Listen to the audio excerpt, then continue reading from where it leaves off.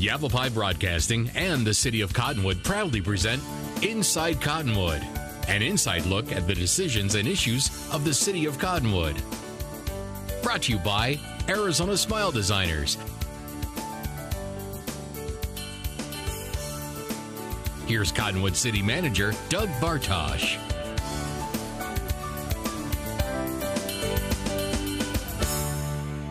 Hello, and welcome to Inside Cottonwood. I'm your host and City Manager Doug Bartosh, and we're here today with Rudy Rodriguez, who's our General Manager for Administrative Services. And this is Rudy's favorite time of year. This is budget time of the year, and so he's a busy guy right now.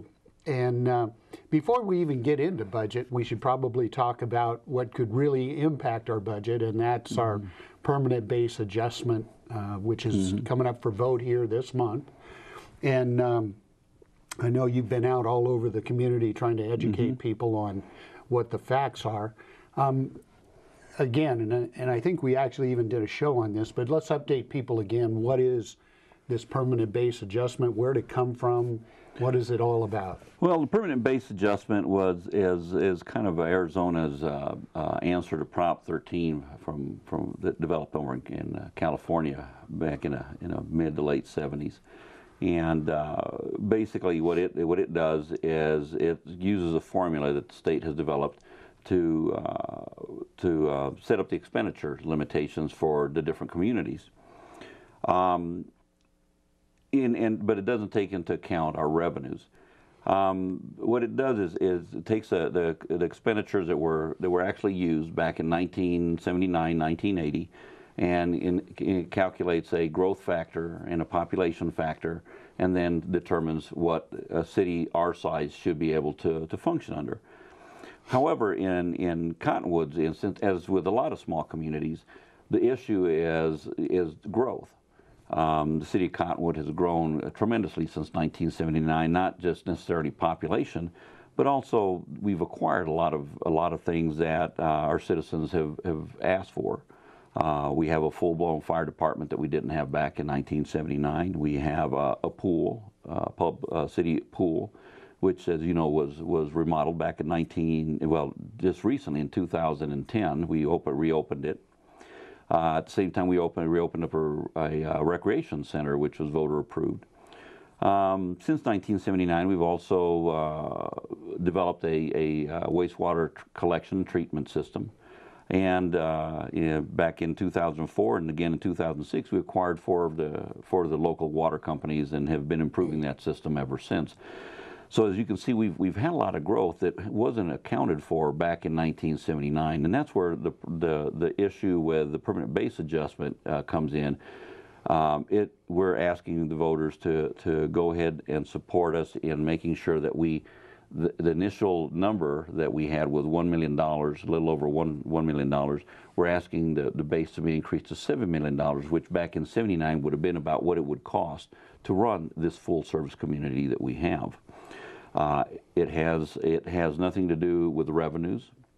The city of Cottonwood continues to collect revenues. We just can't spend them. And the difference between those two is about $45 million when you run through the calculations and put in all of the exclusions that are allowed by the state. The variance is about $45 million, or about a 60% drop in our expenditures.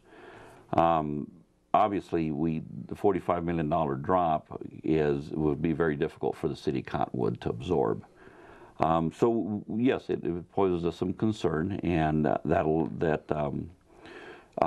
election, of course, is May 21st. Currently, the ballots are out. They started going out, I believe, April 28th, and so most of them have already hit people's homes, and we're encouraging people to go ahead and vote, get out the vote, and not let those ballots just sit there.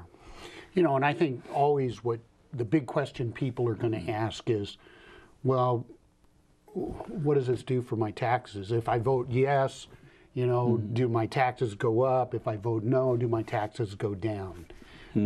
So what is the response to that? Well, again, the response is no. This has nothing to do with taxes. It doesn't authorize the city to add any additional taxes or increase fees. That's all governed by our council. You know, the fees are still going to be collected. We don't reduce fees. We don't rebate fees or anything of that nature. We just continue to collect them. But this is not an authorization for us to increase any fees. All it is do we want to be governed by the state limitation regulations, or do we want to go ahead and self-govern ourselves? And in this case, we want to continue to self-govern ourselves so we can continue to provide the quality services that we have been providing over the years. You know, and I think the important thing for people to recognize is that every city across the state goes through this.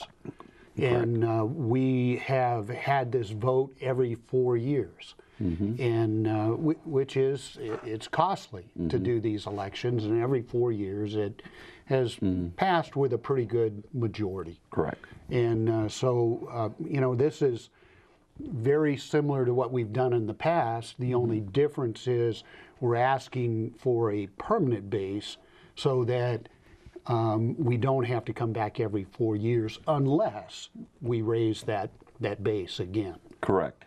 And that's our whole push behind using a permanent base versus a home rule.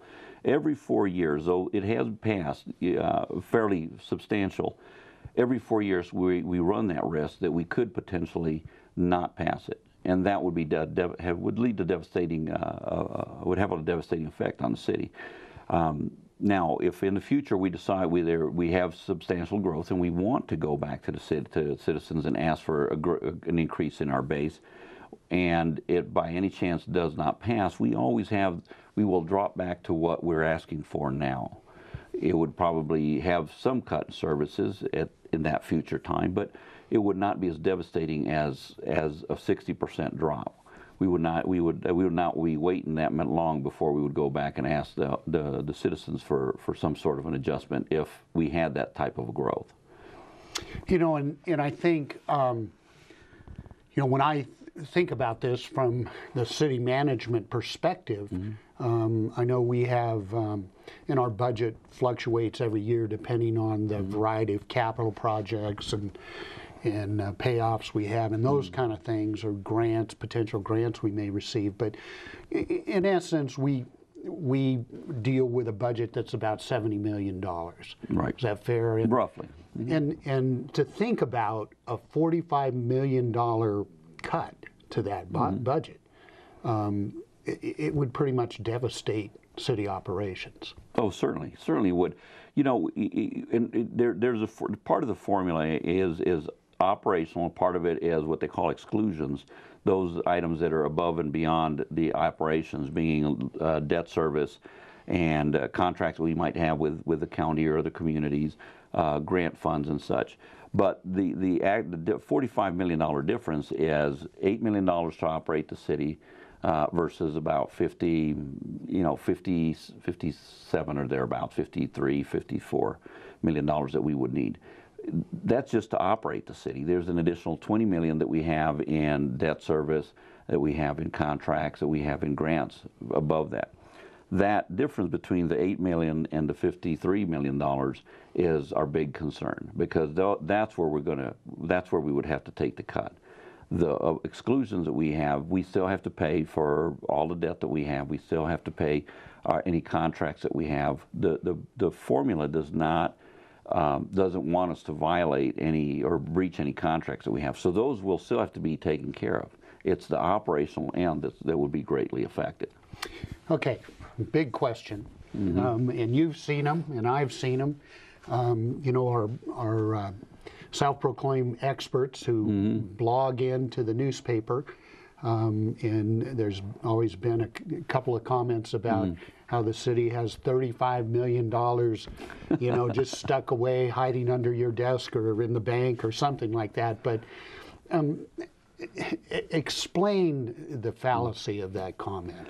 Well, you know, every June, we do a cutoff every year at June 30th.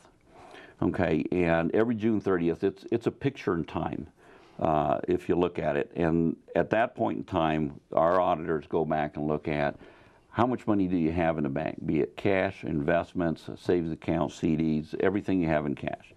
And yes, at June 30th, we had $35 million. The fallacy with that is July 1st, we issue a boatload of debt service payments. We have to make our debt service for our water companies. We've got 2 debt service payments there.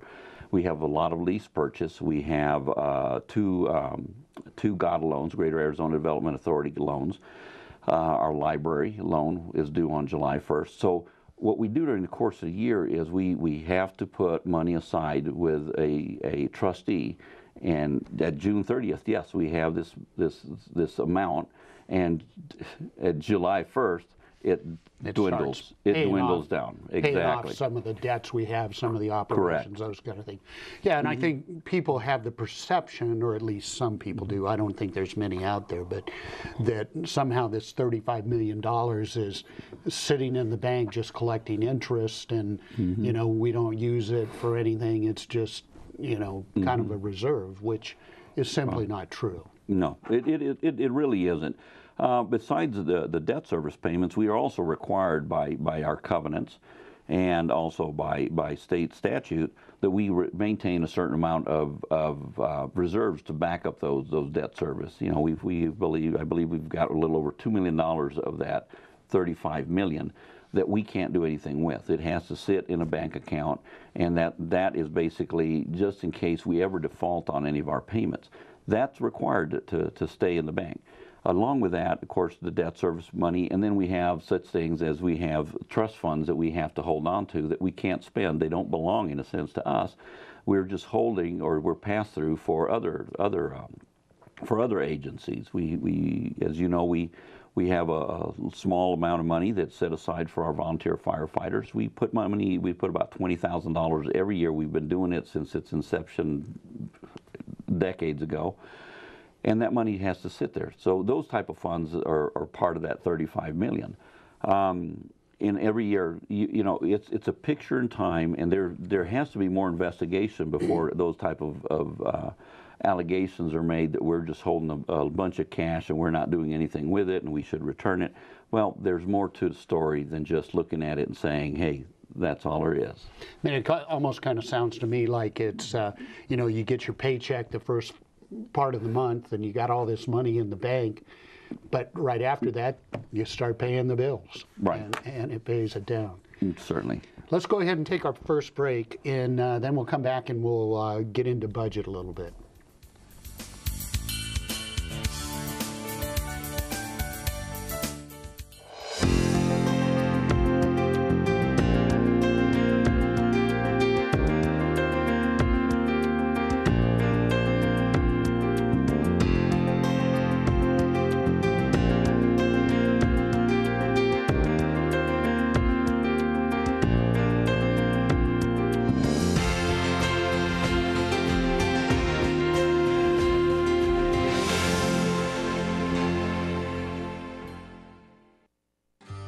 Arizona men, women, and children battle the often debilitating impact of multiple sclerosis every day.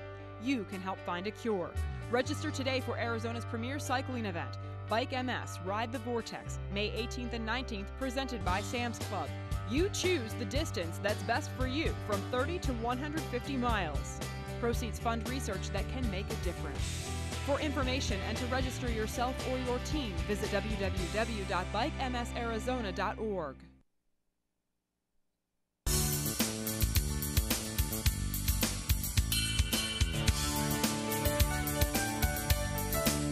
Welcome back to Inside Cottonwood. I'm your host, Doug Bartosh, and I'm here with Rudy Rodriguez, who is really the budget man for the city. And we were talking budget and budget preparation, and what we started off with is talking about this vote that's coming up in May about the permanent base adjustment. And as you probably are all aware, Cottonwood uses an all-mail ballot, so everybody who's registered to vote gets a ballot through the mail, and you return it through the mail. So in terms of permanent base adjustment, make sure you get out and vote. And also we have 2 council candidates that are in a runoff, and so make sure you get your selection and preference recorded so we can move forward. Sure. So with that, budget preparation, and you guys probably start even before January, but I think for most of our department heads, that's about the time they get involved and start giving you guys information. And it's probably important to say that the city's budget, as most government budgets do other than the federal government, runs from July 30th, or actually July 1st to July 30th. And so talk about the process, Rudy, because it's a pretty long, involved process. Well, it all begins, you know, the budgeting process is a year-long process in our offices. We monitor our revenues and expenditures, and we make adjustments. And during the course of the year, we actually, you know, we make modifications. You know, things crop up during the year. And we always make sure that we've got plenty of budget authority in our budgets to make sure that if we get a grant or an emergency, small emergency comes up, we're able to budget for it or do what we need to do to get things straightened out. But traditionally, about a little after January, we come in and we send out forms to our department heads, basically telling them, here's what you were, this is what you did last year. This is where you're going this year, and tell us what you'd like to do for next year. And that's what we call our base budget. We don't consider capital. We look at our personnel and operating expenses and any type of supplies or that we might be needing. And that's our first thing we do.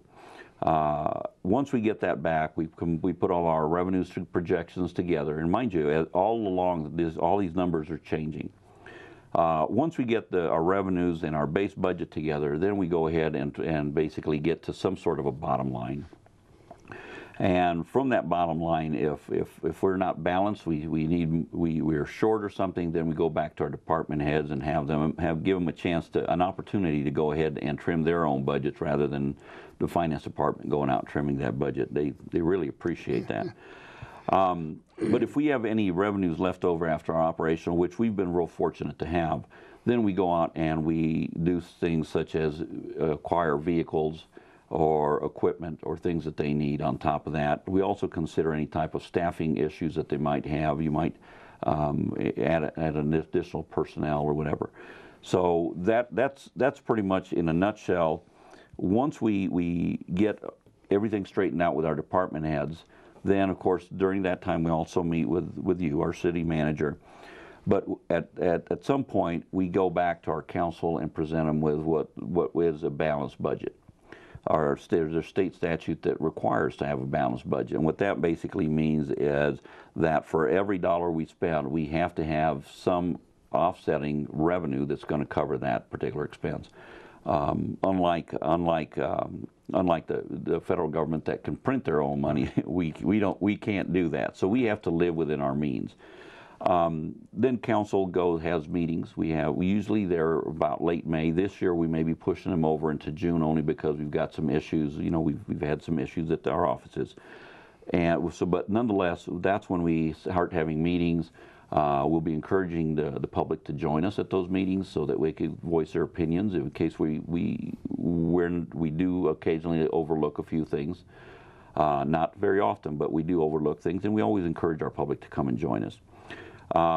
The council has an opportunity to go from what we call a proposed budget, which is what the city management and staff has prepared, to a tentative budget. At the tentative budget, basically, the council's reviewed it and says, okay, this is our ceiling. We're not going to break that ceiling. By then, we hope we've got everything, we should have everything in place that we're going to need for that year. Then from the tentative budget, we move on to what we call our final budget, which in this case will be late July or early August. By then, we sometimes still make some tweaks between our tentative and our final. And then we go ahead and finalize it. The council will adopt it after having public hearings, and then we actually have a budget to go. One thing we have that we're not required to, but we do have it in Cottonwood, is that in Cottonwood we are not required to have public hearings for our budgets. that's always reserved normally for those communities that have property tax. The City of Cottonwood has made an effort for well over a decade to make sure that we have at least 2 public hearings for our budget, so we can hear our citizens come in and talk to our council with staff there, and allow them a chance to speak their mind of the many things that are out there. What we do encourage is our budgets, once the proposal is ready to go, it's up online.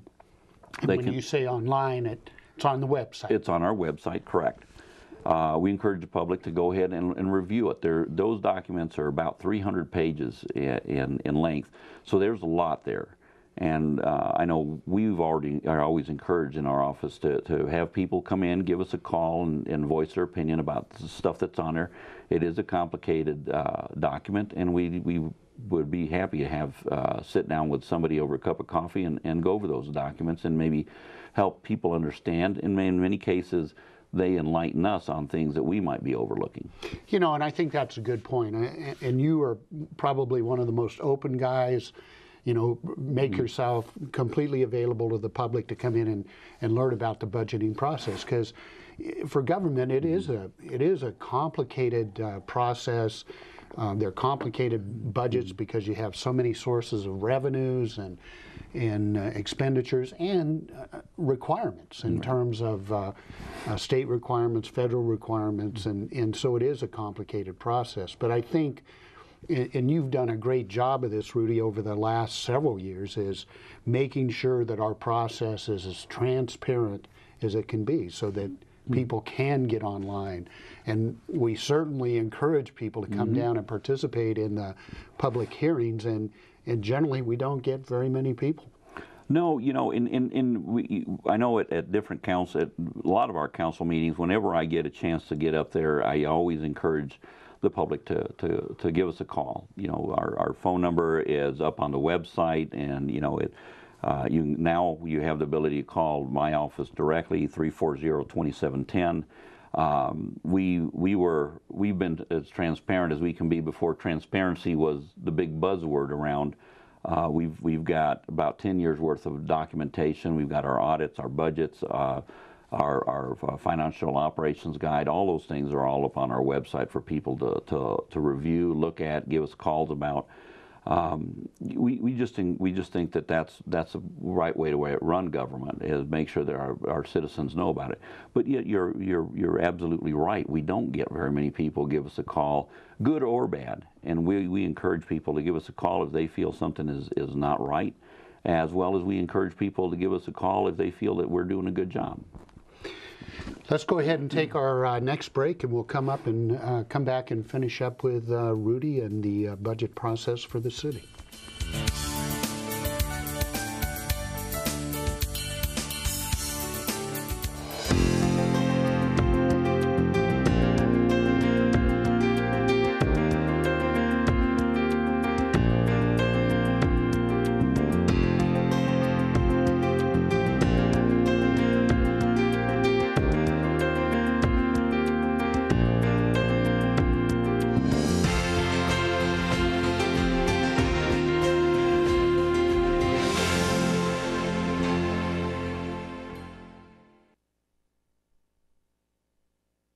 Having a fire escape plan is very important to keep your family safe and together in the event of a fire. When you awake to the sound of a smoke detector and smoke in your room, don't stand straight up. Carefully roll off your bed and stay low under the smoke. If your door is shut, feel the door with the back of your hand. Slowly open the door if no heat is felt. Always stay low until you get to the outside of your home. Always have 2 ways out of your house and a specified meeting place somewhere outside your home. Home escape plans should be drawn up and rehearsed on a regular basis. This could be the difference between life and death if caught in a fire.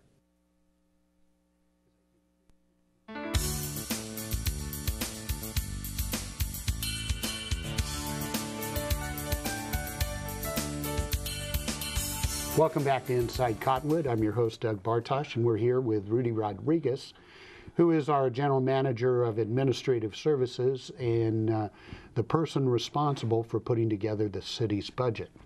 And one of the things you talked about, Rudy, which I think a lot of people get confused about, is the fact that we don't the city does not have a property tax. Correct. And in essence, we don't. I mean, you pay the county property tax, but you won't find anything on there related to the city. I mean, the school district, I think, has some taxes on there and those kind of things. But in essence, the city's main source of revenue is the 3-cent sales tax. Correct. The city sales tax, that 3%, funds a little over 50% of our general fund and a lot of our other programs. The rest of it comes from state shared revenues, and then from fees and so forth, and grants that we collect and obtain. For a full service city, that is in a sense unprecedented. A lot of other communities don't have, that are not full service, also have a property tax, or they have something, or they have a fire district or a utility tax. We're one of the few communities in the Verde Valley, if not the only community in the Verde Valley, who doesn't have a fire district tax, as you know. And some of those communities also have a property tax for their community. We have been very fortunate to have the tax base that we have. We are, in a sense, a commercial hub for the Verde Valley. And what that provides is it provides us a lot of services that are, in a sense, paid for by people that come visit, that don't live in the area, and it kind of distributes the cost of our operations, not just to the corporate limits, but also outside the limits and throughout all of our visitors that come through Cottonwood. So it's actually a good way to distribute, to pay for our services. You know, and I guess that's another good question too, is how are our revenues? I mean, what are you seeing in terms of the economic recovery of this area? Well, unlike the Phoenix area, which is now has seems to be having a housing boom, we don't have that at this point.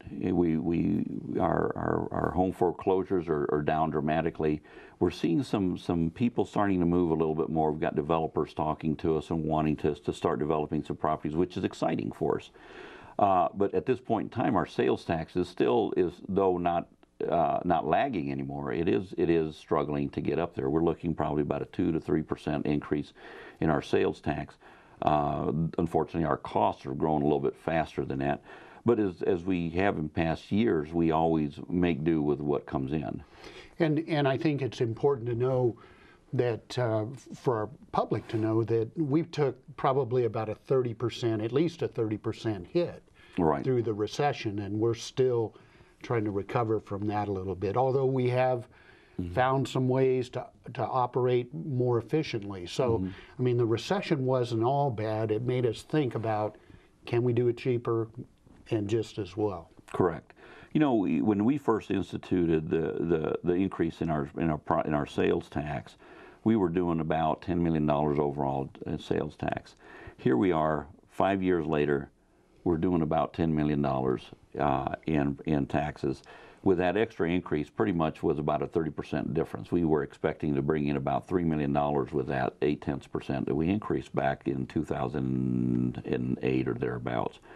So obviously, it was a good way to go to keep our operations intact. But since then, we've eliminated some positions. We've reorganized the structure.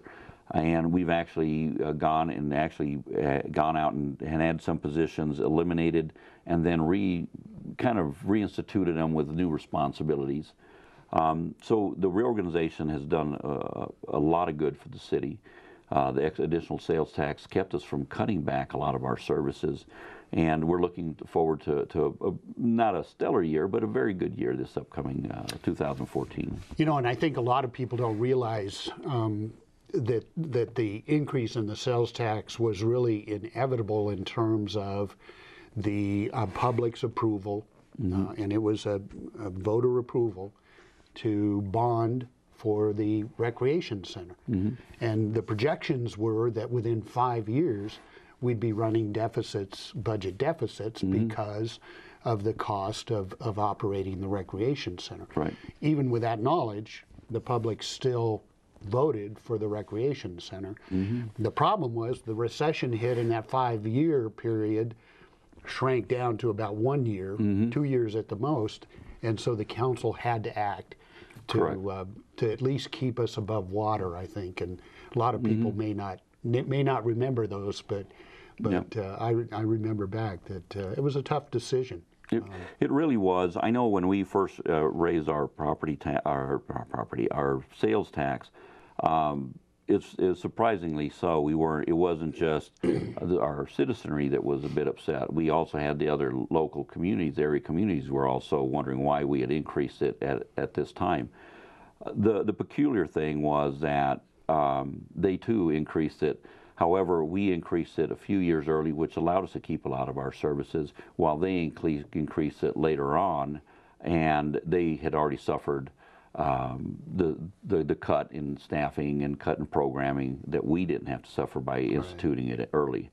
And yes, we're still struggling, and unfortunately, that recreation center costs continue to go up, though we have mitigated some of those through installation of solar, and we've recently done a reorganization in that department too. But we're hoping that those will prevent any type of fee increases in the future, or at least in the near future.